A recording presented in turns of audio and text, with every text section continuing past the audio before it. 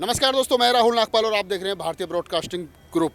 हमारे साथ हैं शुभम राठी, जो किसान नेता हैं। आप जानते होंगे इनको, बहुत मुखर तरीके से किसानों की आवाज़ जो है वो उठाते हैं। और 26 तारीख का जो मामला हुआ था, जिसमें बहुत सारे किसानों को नोटिस दिए गए हैं, उनमें शुभम राठी भी शामिल हैं। तो उनसे बातचीत करेंगे और जानने की कोशिश करेंगे कि पूरा मामला आखिर है क्या और घटना क्या थी। शुभम, आपका स्वागत है हमारे चैनल में। धन्यवाद। किस बात को लेकर के नोटिस दे रखा है सरकार ने? इसमें जो नोटिस आया, इस पे लिखा हुआ है कि आपको जो 26 तारीख में जो भी लाल किले पर बवाल हुआ था या आईटी पर बवाल हुआ था, उसमें आप आकर यहाँ पर अपना मतलब इंक्वायरी दो। तो उसी के लिए इन्वेस्टिगेशन जो इन्होंने 12 धाराओं में मुकदमा दर्ज करके घर पर नोटिस भेजा था। मैं अभी टिकैत साहब का पुतला फूका था किसी ने, तो उसके खिलाफ प्रदर्शन करने के लिए हम लोग गए थे, उस पर मुकदमा लिखवाया था। उसके बाद जब मैं घर पहुंचा तो मैंने नोटिस देखा था, तो मम्मी ने पहुंचते ही ये नोटिस मेरे हाथ में थमाया। जब मैंने खोलकर देखा कि दिल्ली पुलिस और दिल्ली पुलिस कमिश्नर की ओर से ये 12 धाराओं में मुकदमा दर्ज करके और इसमें इन्वेस्टिगेशन में ज्वाइन करने के लिए ये भेजा है। कितनी तारीख को बुलाया है? अब ये आप ये देखें कि 8 तारीख को नोटिस जारी हुआ, 12 तारीख को बुलाया था और ये लेटर मेरे पास 21 तारीख को मुझको मिला। मतलब जिस तारीख में आपको इन्वेस्टिगेशन ज्वाइन करने के लिए बुलाया था, उसके बाद में आपको नोटिस जो है वो मिला है। हो सकता है ये समन भी जारी कर दें कि आप लोग पहुंचे नहीं, मतलब कि अपने आप ही लेट पहुंचाकर और हमें पहले से मुलजिम बनाने के लिए तैयारी ये कर रहे हैं। 26 तारीख को जिस घटना के बारे में आपको ये नोटिस दिया गया है, हुआ क्या था उस दिन? बहुत सारे लोगों को ये जानकारी नहीं है। एक बार जैसे आपको नोटिस दे दिया, तो आपका कसूर क्या था जो आप सरकार ने आपको, शासन प्रशासन आपको नोटिस दिया है? ये तो हम खुद दिल्ली पुलिस कमिश्नर से पूछना चाहते हैं कि हमारा कसूर क्या है। भाई, दिल्ली जो 26 तारीख को परेड थी, उसमें सभी लोग शामिल हुए थे, ठीक है। परेड में शामिल होने के बाद यहाँ से ट्रैक्टर से लोग निकले थे, बहुत सारे लोग यहाँ से लाल किले की तरफ को, कुछ लोग जो कि सरकार द्वारा तरीके से वहाँ पर पहुँचा दिए गए थे। हम लोग यहाँ से जो अक्षरधाम वाला जो हमारा रूट था, जिसमें टिकैत साहब, क्योंकि हम तो वॉलंटियर थे, यहाँ पर रोकने में लगे हुए थे, तो हम तो सब इसमें लोग में इसकी व्यवस्था बनाने में लगे हुए थे। लेकिन हम लोग पहुँचे नहीं पहुँचे, इन्होंने आतंकवादी बनाने का इन्होंने पूरा इंतजाम हमारा किया हुआ है। अब ये तो केवल उसको देख रहे हैं, ये 26 तारीख की वजह से नहीं हो रहा। ये जो लोग इनकी जो टीमें लगी हुई हैं जिले वाइज, तो ये देख रहे हैं कि किस जिले से कौन ज़्यादा एक्टिव है। उसको ये रोकने के लिए, मानसिक प्रताड़ित करने के लिए, जो किसान वहाँ से निकल रहा है उसको छोटे छोटे मुकदमे लगा रहे हैं। जो ज़्यादा एक्टिव है उसको बड़ा मुकदमा बोले कि लो 26 तारीख में रखो, हो सकता है डर कर ये घर बैठ जाए। 26 तारीख को जब ये हादसा हुआ, आप कहाँ थे? मैं यहाँ से जो परेड निकली थी अक्षरधाम होते, हम इसी में शामिल थे, ट्रैक्टर पर थे। आप मतलब जो जहाँ पर ये उपद्रव हुआ, आप वहाँ नहीं थे? नहीं। उसके बाद भी आपको नोटिस दिया गया? हाँ, उसके बाद नोटिस दिया गया। यही तो था कि हम लोग तो अपनी जो परेड आपका रूट तय था उसमें थे। सुबह में एक बड़ा सवाल है कि आप उसमें शामिल भी नहीं थे, और आप जैसे तमाम बहुत सारे लोगों को, मतलब अनगिनत लोग हैं जिनको नोटिस दिया गया है, उसके बाद में जिस प्रकार से पुलिस ने बल का प्रयोग किया, और पुलिस के साथ साथ यहाँ लोकल लोग भी पुलिस के साथ शामिल थे, वो नारे लगा रहे थे। दिल्ली, बहुत सारे वीडियो आए इस तरीके, मैं नहीं कह रहा, वीडियो हम लोगों ने देखे हैं कि दिल्ली पुलिस तुम लठ बजाओ, हम तुम्हारे साथ हैं। वो जो लोग थे और जिस प्रकार से पुलिस का रवैया था, लाइट काट दी गई, आप यहाँ पर थे, क्या था पूरा मामला? 27 तारीख की घटना थी, जब 26 तारीख को ये घटनाक्रम हुआ। मतलब कि जब हम लोग परेड करके वापस आए थे, यहाँ भीड़ की संख्या बहुत ज़्यादा थी, मतलब खाने पीने का। उसके बाद क्या था कि हमें तो यहाँ पर लगातार हैं, जब पहले दिन से, मतलब 27-28 तारीख से आंदोलन प्रारंभ हुआ नवंबर से, तो यहाँ पर मेरे मामा जी का घर है। मैं वहाँ पर नहाने धोने चले जाते हैं या वॉशरूम की व्यवस्था, तो मेरे यहाँ पर एक भाई है, उसके फ्लैट पर मैं जाके नहा धोकर फ्रेश होके, और फिर मैं एक रात वहाँ पर रुकने का, सुबह को आया यहाँ पर 27 तारीख को। तो बहुत सारी संख्या यहाँ पर, क्योंकि जो लोग 26 तारीख की परेड की कॉल पर आए हुए थे, वो लोग धीरे धीरे जा चुके थे। तो क्योंकि भाई एक दिन, मतलब 3 दिन ऐसा लगा कि बहुत ज़्यादा भीड़ थी, तो उसके बाद ऐसा लग रहा था कि जैसे कुछ यहाँ पे कम संख्या हुई है। यहाँ पर आए, यहाँ पर जो हमारे जो लोग लगातार थे, बोल रहे थे पहले से, उन लोगों से आके बातचीत की, बोले हाँ, लोग संख्या उस दिन से वैसे कम हुई है। और कुछ को शायद डर था कि शायद कोई दिल्ली पुलिस कार्रवाई ना करे, जिस तरीके से ये इन्होंने माहौल बनाया था पूरी मीडिया ने। उसके बाद हम लोग, दोपहर हो चुकी थी, दोपहर के बाद से लगभग 4 बजे वीएम सिंह जी ने क्विट कर दिया था कि हम आंदोलन से वापसी होते हैं। वो सरकार के दबाव में, डर से, जो भी था, हमें नहीं पता एक्सवाइजेड। उसके बाद से यहाँ पर सारे संगठन और जो भी लोग हैं यहाँ पर, वो सब इकट्ठा हुए, नारेबाजी करते हुए हम सब लोगों ने दोबारा से ये मंच चालू किया। क्योंकि मंच बंद किसी घटना की वजह से नहीं था, वो था कि जो नवरीत जी का शहीद हुए, उसकी वजह से, कि एक जवान युवक हमारे बॉर्डर कार साथ ही चला गया, तो इसलिए ये माइक वगैरह बंद था। तो इनको ये लग रहा था शायद कि आंदोलन बंद है। तो वो दोबारा से चालू, पूरा जोश भर गया, कोई नहीं। 7 साढ़े 7 बजे की बात है, लगभग 8 बजे इन्होंने लाइट कट कर दी नीचे से। जो यहाँ पर नीचे फायर ब्रिगेड खड़ी थी वो भी अपना चालू कर दी, जो कि 2 महीने से बंद खड़ी थी। तो हमें लगा कुछ ना कुछ यहाँ पर उठक पटक होने लगी, पुलिस का मूवमेंट बढ़ा दिया, ये रैकी करने लगे। इनको अंदाज़ा नहीं था कि हम टेंटों में कितने हैं, बाहर कितने लोग हैं। ये रैकी करने में रहे ये पूरी रात। उस पूरी रात में जगह, आप मेरी पोस्ट चेक कर सकते हैं, मैंने हर एक घंटे पे पोस्ट डाली कि 8 बजे, फिर 9 बजे, फिर 10 बजे, हर एक घंटे पे मैं एक पोस्ट डालती थी। और पूरी रात हमने यहाँ पर पहरा दिया, पूरी रात हम उसमें रहे। पुलिस ने भी 2-3 बार मूवमेंट करने की कोशिश की, इन्होंने सोचा भी हमला करने की 2 बजे 2:30 बजे, लेकिन ये उस रात विफल रहे। 28 तारीख को इन्होंने सुबह से यहाँ पर इन्होंने इंतजाम किया, टिकैत साहब पर देशद्रोह का, और इन्होंने मुकदमा लगा दिया था। उन्होंने गिरफ्तारी की घोषणा कर दी। लगभग 4 साढ़े 4 बजे हमारे बड़े भाई गौरव टिकैत जी और जो भी और पदाधिकारी, उन्होंने कहा कि आप लोग जाइए और अपने अपने जिले वाइज अपनी गिरफ्तारी देनी है, हम लोग यहाँ पर गिरफ्तारी देंगे। लगभग 400-500 लोग जो हमारे बुजुर्ग हैं और जो सीनियर पदाधिकारी हैं, बोले ठीक है। 6:30 बजे मैं यहाँ से निकल गया घर के लिए। मैंने अपने जो मेरे भाई के फ्लैट था वहाँ पे कपड़े उपड़े धुलते थे, वहाँ से वो कपड़े उठाए, खाना वाना थोड़ा सा खाया, मैं चलने लगा। जब मैं निकला था तो टिकैत साहब यहाँ पे गिरफ्तारी के लिए पूरी तैयारी थी। वो लोग ऊपर आकर बैठ गए थे, यहाँ पर सामने आप लाइव चल रहा था, पुलिस भी आ चुकी थी, आप प्रशासनिक अधिकारी भी आ चुके थे। मैं यहाँ से पहुँचा हूँ हापुड़ बाईपास पर, और इधर घटनाक्रम था कि यहाँ पर कुछ गुंडे जो कि भारतीय जनता पार्टी के बताए जा रहे थे, वो उन्होंने आगे, क्योंकि उनकी तैयारी थी कि जैसे टिकैत साहब गिरफ्तारी देंगे, यहाँ पर किसान उपद्रव मचाएगा, उपद्रव में हम कह देंगे, मतलब किसानों पर हम मार पिटाई करेंगे, हम कल को दिखा देंगे कि किसानों ने टिकैत साहब की गिरफ्तारी पे यहाँ पर उपद्रव किया। ये इनकी प्लानिंग थी। मारते भी पिटता भी हमारा किसान, जेल भी हमारे जा रहे थे, और उपद्रव का इल्जाम भी हम पर था। लेकिन कहते हैं ना, विनाश काले विपरीत बुद्धि, कि यहाँ पर जब तक गिरफ्तारी, उन्होंने सोचा गिरफ्तारी हो गई, लेकिन वो यहाँ पर अपनी बात रख रहे थे मीडिया के सामने, तब तक उन्होंने नीचे घटना कर दी। एक बुजुर्ग से बदतमीजी की, एक युवा से बदतमीजी की, और नारे लगाने की, दिल्ली पुलिस हम तुम्हारे साथ हैं, लठ बजाओ, इस तरीके से। और पूरी जितनी उनसे माँ बहन, कौन लोग थे जो नारे लगा रहे? ये तो भाजपा के जितने भी पदाधिकारी थे, ये लोग। तो विधायकों का भी नाम आया, नंद किशोर का, और विधायक सदर हैं, और एक शायद लोनी विधायक है, नंद किशोर लोनी से हैं, और जो सुशील हैं, तो वो यहाँ पर थे। उनको खुद देखा गया लाइव में, उन्होंने बदतमीजी करनी। लेकिन उसमें से फिर एक युवक वॉलंटियर ऊपर भागता हुआ आया, बोले ऐसे हुआ। तब टिकैत साहब ने वो अपनी गिरफ्तारी स्थगित कर दी, और जो भाव उनके आंसू थे। तो ये हम हापुड़ बाईपास तक भी नहीं पहुंचे थे, तो वो जो मेरे बराबर मेरा भाई बैठा था, वो यूट्यूब पर गाने चला रहा था, तभी ये वीडियो सामने आ जाती है। और वहाँ से फिर देखकर फिर मैंने तुरंत वो गाड़ी घुमाई। उसके बाद भी काफ़ी वीडियो वायरल भी हुई, फिर आंसू हमारे भी नहीं रुके, और उसके बाद हमने कॉल की कि आप सब लोग निकले। उस वीडियो को देखने के बाद, और भी वीडियो को देखना, मीडिया के बाद यहाँ पर पब्लिक चलने लगी। 28 तारीख को आप जानते हैं कि सुबह 4-5 बजे तक यहाँ पर क्या आलम था। उसके बाद से पूरा ये आंदोलन बदल गया। तो ये पूरी साजिश इन्होंने अपनी पूरी तैयार की हुई थी कि आंदोलन को हम किस तरीके से खत्म करना। 26 तारीख की जो कॉल थी हमारी बुलाने की, उसमें कहीं ना कहीं दिल्ली पुलिस की ये साजिश थी कि हमें इनको, जो हमें परमिशन दी थी, कि ये जानबूझ के चाहते थे कि जब पब्लिक आएगी तो उपद्रव कराने के लिए तैयार थे, क्योंकि इन्होंने अपनी पुलिस को पहले से लगाया हुआ था कि जब बैरिकेटिंग अक्षरधाम से हमारा मुड़ना था, उससे पहले ही आपने बैरिकेटिंग लगा दी कि जिससे पब्लिक उग्र हो जाए, जैसे पहले से जोश बढ़ जाए कि बैरिकेटिंग तोड़ने के लिए मजबूर कर दिया जाए इनको। तो जो हमारा रूट तय था उस पर आपने बैरिकेटिंग लगाई क्यों थे? तो ये तो उनकी पहले से पूरी प्लानिंग थी।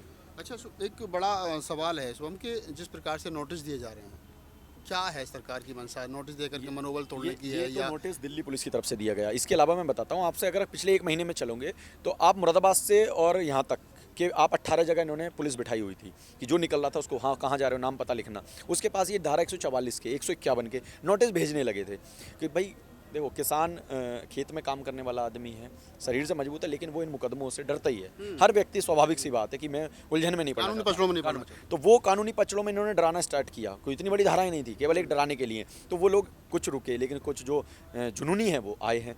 इसके बाद इन्होंने जो भी लोग निकलने लगे 26 से पहले, 26 पे जब लोग आ रहे थे परेड के लिए, तब भी इन्होंने इस तरीके की मतलब SDM ने नाकाबंदी की, तहसीलदार को लगाया, और भी लोग इन्होंने लगाए अधिकारी।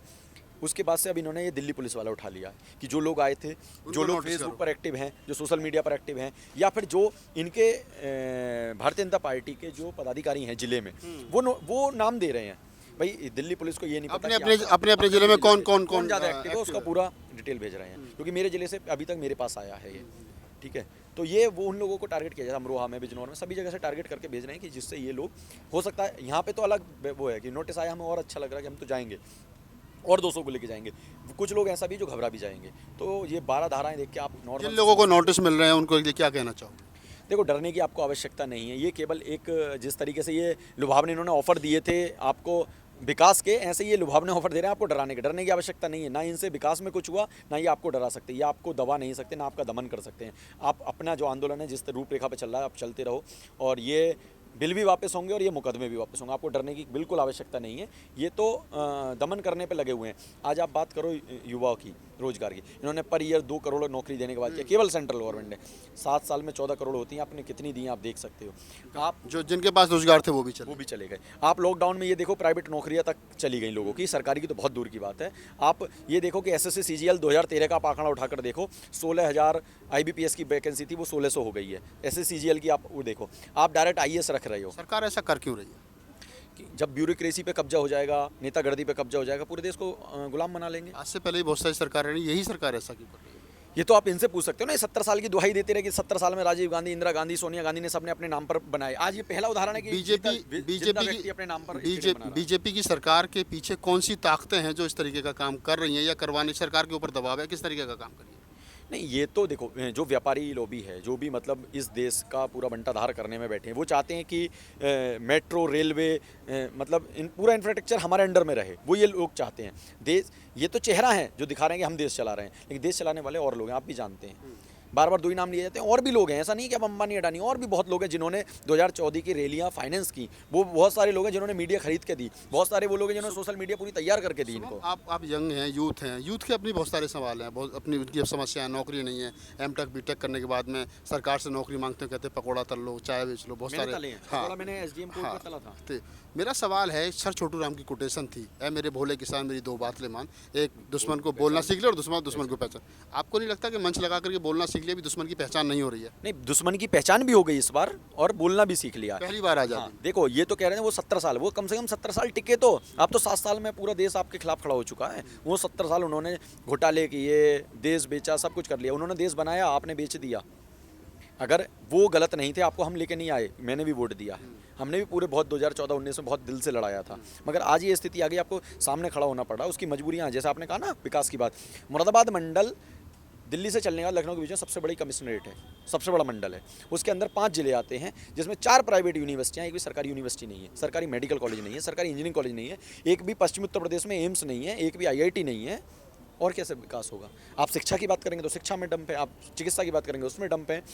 पश्चिमी उत्तर प्रदेश का सारा रुपया आप पूर्वी में पहुंचा रहे हो। आप क्या केंद्रीय यूनिवर्सिटी नहीं दे सकते? एक मुरादाबाद मंडल के लिए एक यूनिवर्सिटी नहीं दे सकते? आप 4-4 प्राइवेट यूनिवर्सिटी की ऑथराइज देते हो, लेकिन आप सरकारी यूनिवर्सिटी नहीं दे पा रहे, आप सरकारी IIT नहीं दे पा रहे, एम्स नहीं दे पा रहे। और किस तरीके से आप बात करोगे? नौकरियों की ये स्थिति है कि प्रदेश सरकार कह रही है हम 50,000 नौकरियां प्रति वर्ष सिपाही की देंगे। एक बार करने के बाद दोबारा उसका वेरिफिकेशन नहीं हो पाया है। सरकार जो मौलिक मुद्दे हैं उन पर बात नहीं कर रही है। सरकार उलझा के रखना चाहती है, कभी NRC के मामले पे, कभी दलित एट्रोसिटी एक्ट के मामले पर, कभी किसानों को अभियान ला करके उलझा दिया। ये जो पूरा आवाम है, आप जो देख रहे हैं, चाहे मुस्लिम हो, चाहे दलित हो, चाहे OBC में बहुत बड़ा तबका है, 52% OBC है, किसान हो, 5,000 से ज़्यादा जातियाँ हैं। तो ये जो पूरा सिस्टम है, क्यों कर रही है सरकार ऐसा? क्यों इनको टुकड़ों में बांट करके, और मेन रोजगार से, नौकरी से, शिक्षा से, स्वास्थ्य से, जो सरकार के मेन काम है वो नहीं कर रही है? ऐसा ना, देखो, आप भारत में जो है सब भावनाओं से जुड़े हुए लोग हैं। ये तो आप भी मानते हैं कि हम लोग भावनाओं से बहुत जल्दी जुड़ जाते हैं, मतलब कि एकदम इमोशनल भी हो जाते हैं, अग्रेसिव भी हो जाते हैं। इन्होंने इमोशनल को खेला। सबसे पहले इन्होंने धर्म में बांटा, हिंदू मुस्लिम, जो इनका पहला मोटिव था।